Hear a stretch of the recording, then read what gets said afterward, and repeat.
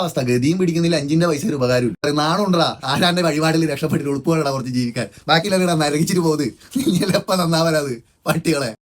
ജനിക്കുമ്പോ ദിവസത്തിലുണ്ടാവുന്ന അല്ലെങ്കിൽ ടൈമിൽ ആ ഒരു സോഡിയാക് സൈൻ അല്ലെങ്കിൽ നക്ഷത്ര രാശി ഇതൊക്കെ പറയാറില്ലേ, ഇതിനെക്കുറിച്ച് നിങ്ങളെ കാഴ്ചപ്പാടെന്നാണ്? ഇതിൽ വിശ്വസിക്കുന്നുണ്ടോ? എൻ്റെ ഒരു ലൈഫിലുണ്ടായ ഇൻസിഡൻസ് ഞാൻ പറഞ്ഞുതരാം. അതായത് 93 ആ ഒരു സമയത്താണ് എൻ്റെ ജനന സമയത്ത് ഉണ്ടായ നക്ഷത്രം മകീര്യം എന്നായിരുന്നു ആദ്യത്തെ ആള് പറഞ്ഞത്. അപ്പോൾ വീട്ടുകാര് കുറച്ച് ഭക്തിയെല്ലാം കൂട്ടത്തിലാണ്, ദൈവം അല്ലാണ്ട് വേറെ ആരുമില്ല എന്നൊരു ഇതായിരുന്നു. അപ്പോൾ അവരെന്ത് ചെയ്തു, എൻ്റെ പേരിൽ മകീര്യം നക്ഷത്രത്തിലുള്ള വഴിപാടും കാര്യങ്ങളൊക്കെ കുറേ കാലം കഴിച്ചു.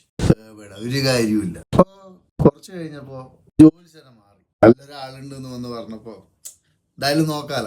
അപ്പൊ ഇയാള് കൊടുത്ത്, ഇയാള് പറഞ്ഞു ആരായി ജാതകം നോക്കിയത്, ഇതൊക്കെ തെറ്റെല്ലാം മാറ്റണം, അടിമുടി ഇതും മാറിയപ്പോ അയാൾ പറഞ്ഞു ഒന്നിക്കല് ചോതി അല്ലെങ്കിൽ വിശാഖം, അതായത് നാഴികക്ക് വ്യത്യാസം വന്നാലും മാറാൻ ചാൻസസ് ഉള്ള നക്ഷത്രം ഇതാണെന്ന് പറഞ്ഞു.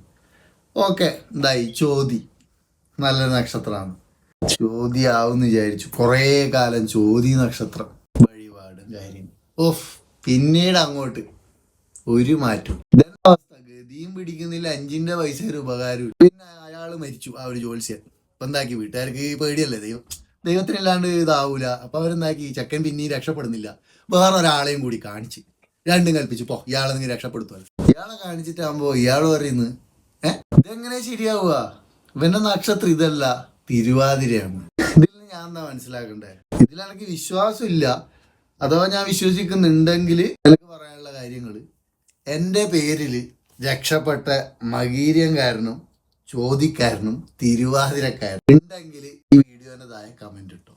എൻ്റെ പേര് അരവിന്ദ്, നക്ഷത്രം മകീര്യം, നക്ഷത്രം ചോതി, നക്ഷത്രം തിരുവാതിര.